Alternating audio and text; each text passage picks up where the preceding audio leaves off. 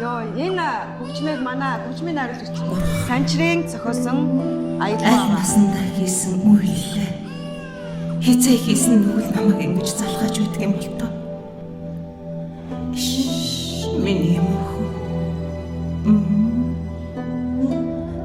нар шарж ялаа божгонсон 600-ны аагим халуун жавар хурсан 6 уул 6 хаврын шураг 6 намрыг үдсэн байхад одоо хүүгийн минер мартагдаж оронд нь Дунжаагийн балай гэдэг нэр тогтцоод үрээр минь наадаж тоо хийж байна.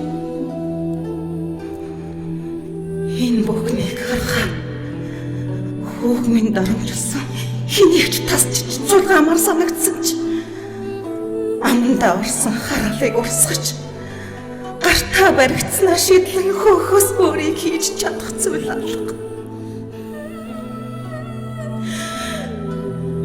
Ичигээ уучлаарай миний бурхан.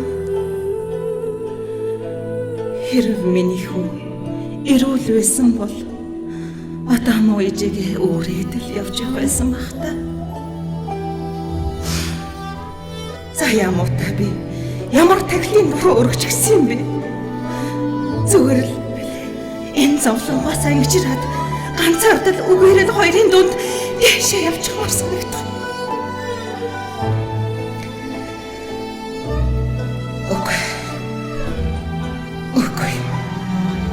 Тэгж болохгүй юм байна.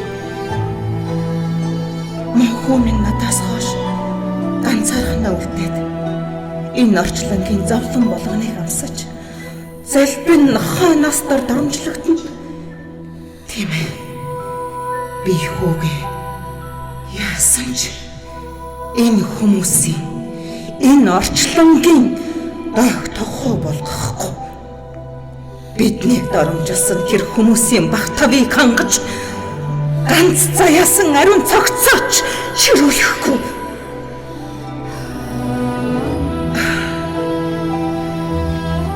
Үнэхээр л миний хүүг жаргаадагчгүй амраадагчгүй хорвоо юм бол би өөрөө хүүгийнхэн зовлонг нэмэлээ. Хараалтын миний нүглийг эрлэг там уршихгүй л. Харин миний хүүг бусдад үлдсэн нүгэлгүй зовлон тусныг бодож их чингийн орон тос холтгой амьдрал өвгөл хоёр аль нь ганцхан байдгийн нэлээ. Ичээд мөнхөө Дунжаагийн балай гэсэн нэрнээс нь цэвэрлэнэ. Алло, миний бурхан. Ичээтэй хүрээдэр. Мамайд.